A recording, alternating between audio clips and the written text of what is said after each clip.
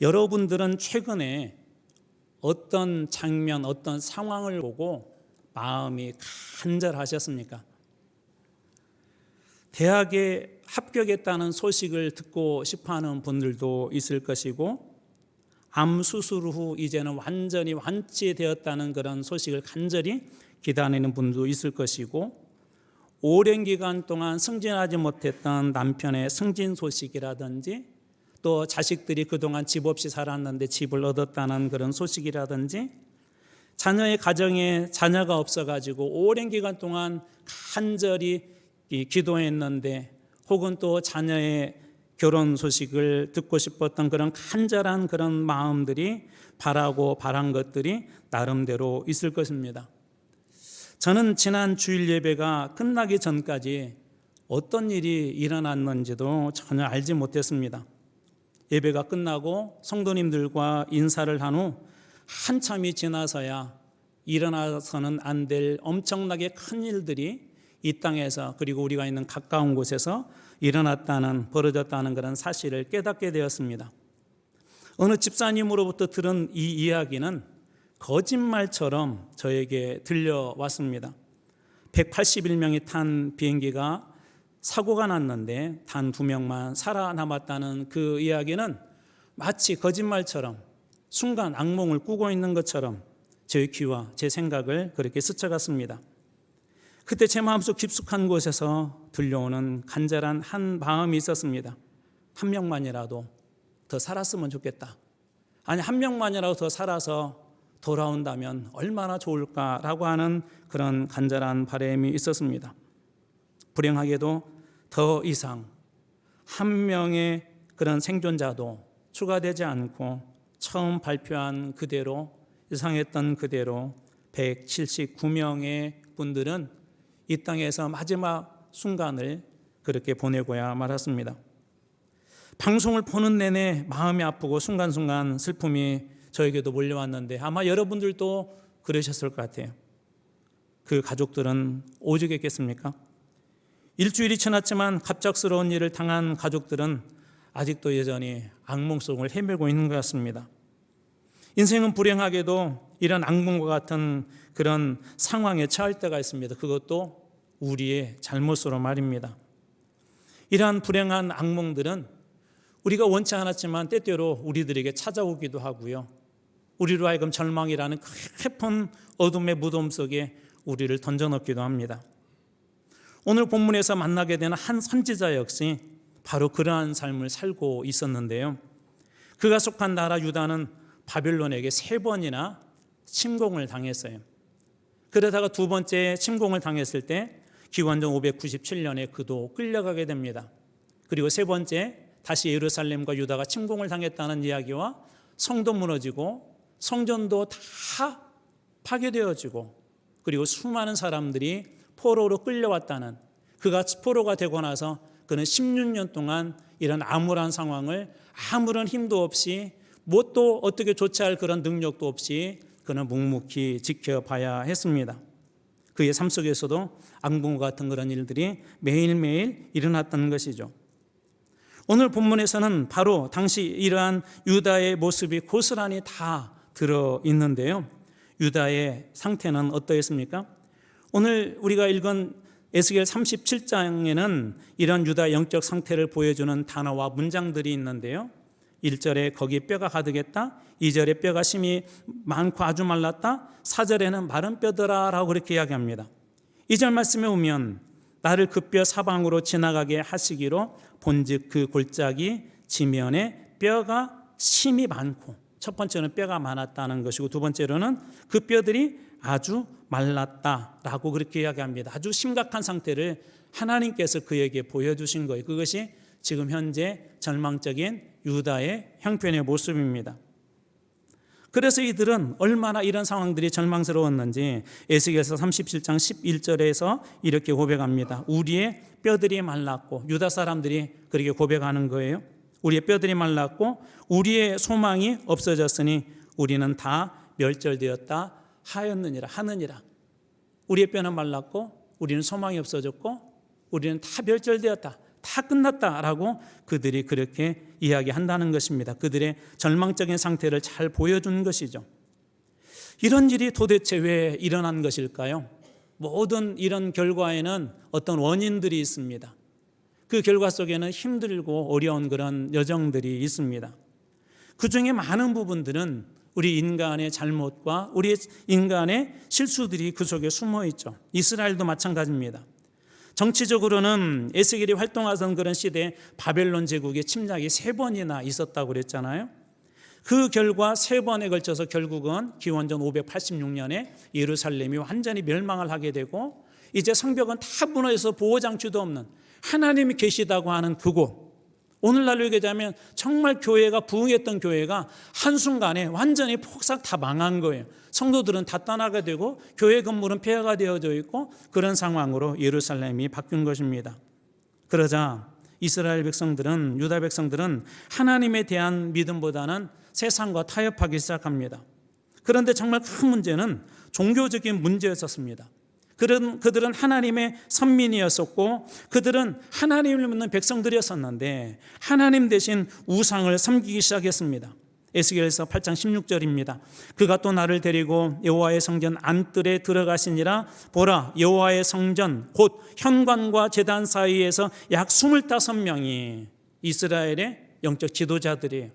25명이 여호와의 성전, 지금 어디에 있는 거죠? 여호와의 성전에 있는데요, 성전을, 말씀이 이렇게 돼, 성전을 등지고, 그리고 그 말씀은 이렇게 이어집니다. 낯을, 그들의 얼굴을 동쪽으로 향하여 동쪽 태양에게 예배하더라. 성전 안에 있는 지도자들이 성전을 향하여서는 등을 지고 하나님 앞에서 버저리 하나님을 향하여 등지고, 그리고 동쪽 태양에게, 태양신에게 그들이 예배한다는 것입니다. 말도 안 되는 일들이 지금 이 유다 땅 예루살렘에서 일어난 것이죠. 사회 배경은 어떻습니까? 사회적 배경은 당시 전반적인 사회 분위기는 하나님과 그분의 말씀에는 관심이 없었어요. 그냥 그들은 어떤 세속적인 거에만 관심이 있었습니다. 심지어 많은 사람들이 영적으로 죽어가는데도 관심이 없었습니다. 영적인 무기력한 백성이 되어가고 있었습니다. 죄를 짓고도 회개하는 사람이 없었습니다. 그 땅의 문제를 놓고, 나라가 어렵고 힘드는데도 그 땅의 문제를 놓고 하나님 앞에 간절히 기도하는 사람이 없었습니다. 그래서 주님이 단 한 사람을 찾기 위해서 이렇게 말씀하시죠. 에스겔서 22장 30절입니다. 이 땅을 위하여 성을 쌓으며, 이 땅은 유대 땅 예루살렘을 이야기합니다. 성을 쌓으며 석 무너진 데를 막아서서 나로 하여금 멸하지 못하게 할 사람을 내가 그 가운데서 찾다가 찾지 못함으로, 그 땅이 무너지지 않도록 그 성벽에 서서 멸하지 못하게 하도록 하나님 앞에 중보하는 그런 중보자들, 기도자들이 전혀 없었다는 것입니다. 왜 그렇습니까? 자기 사욕에만 눈물었기 때문에 그렇습니다.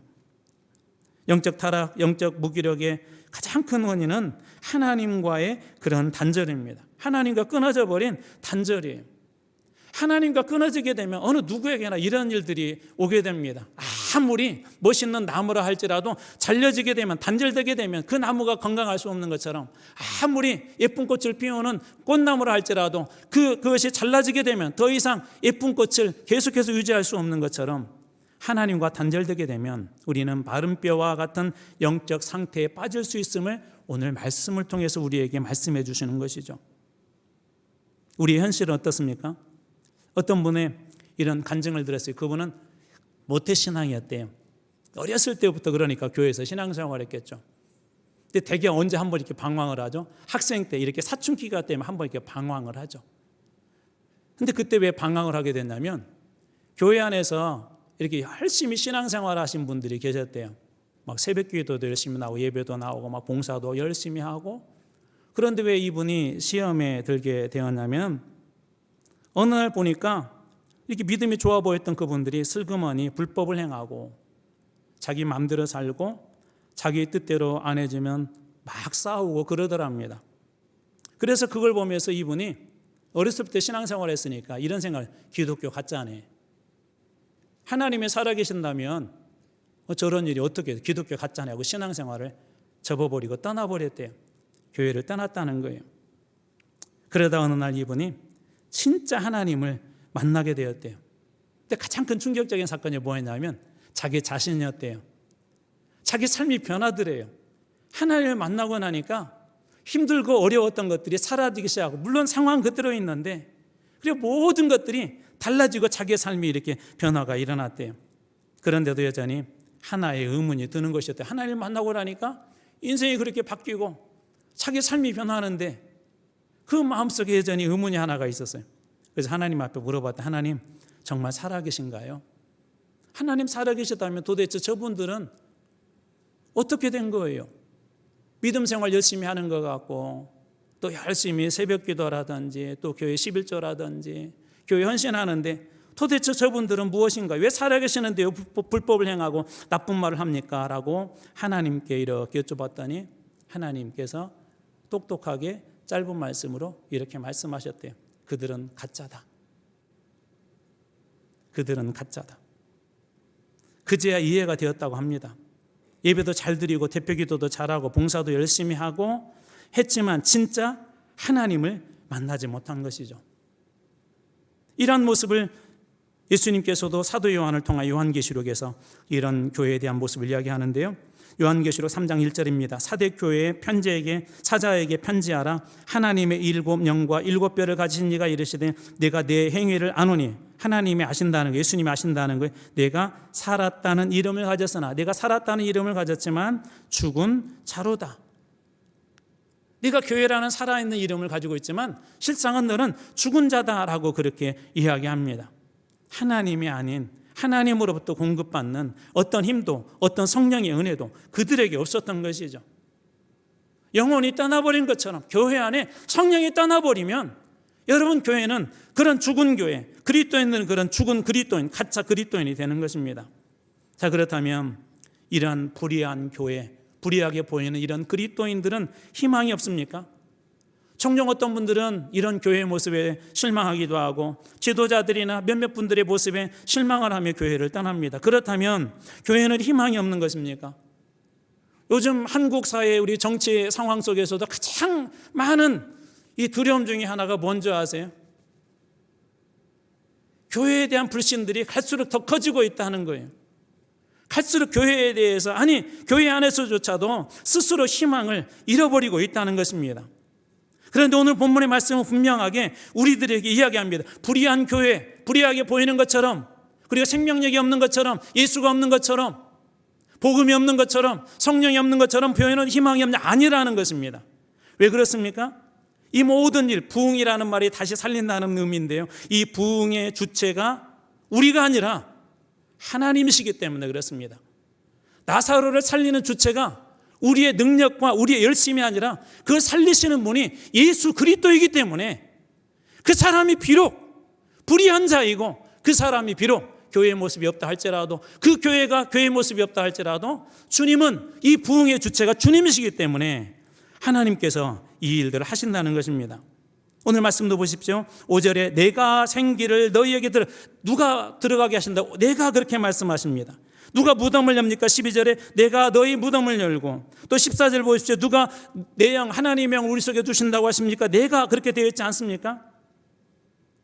이런 마른 뼈들이 어떻게 살아납니까? 37장 55절입니다. 주 여호와께서 이 뼈들에게 이같이 말씀하시기를 내가 생기를 너희에게 들어가게 한. 누가 들어가게 하셔? 내가, 하나님께서 이 일을 하신다는 거예요.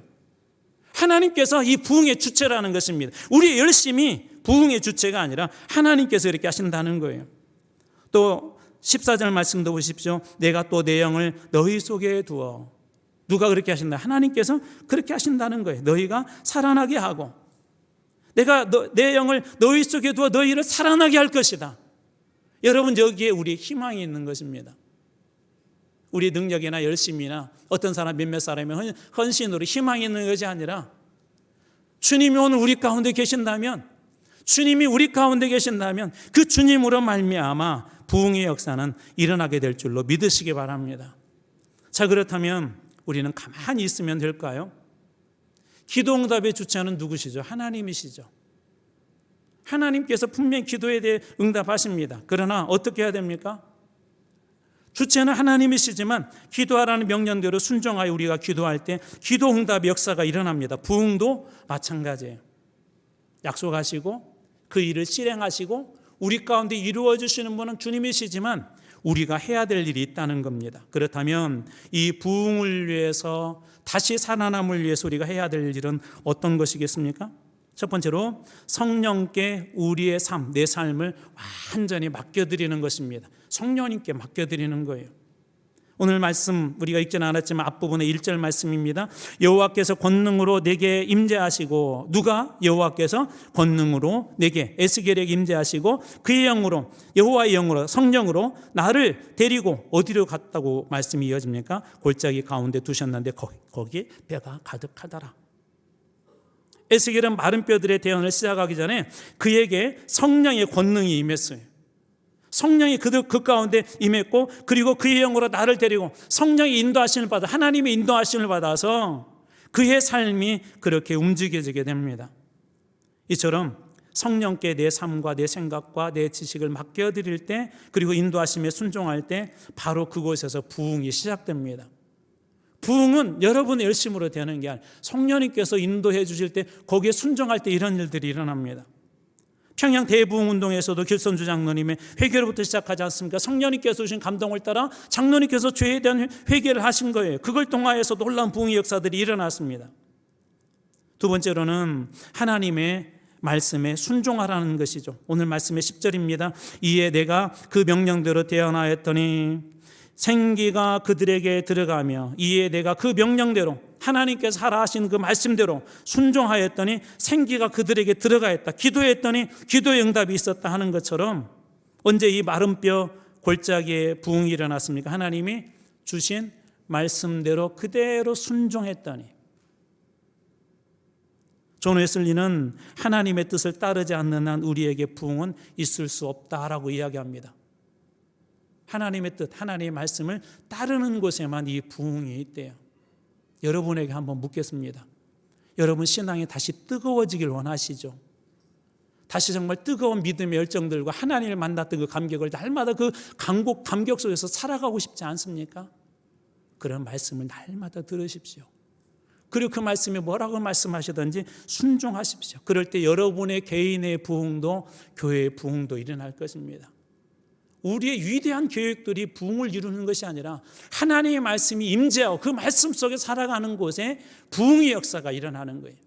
죽은 나사로 같은 시체라 할지라도 그 시체에 말씀이 들어가서 말씀이 살아서 역사하게 될 때 죽은 시체도 살아나는 것처럼 우리의 심령도 하나님의 말씀에 순종할 때 여러분 그렇게 부흥하고 새로워지는 것입니다.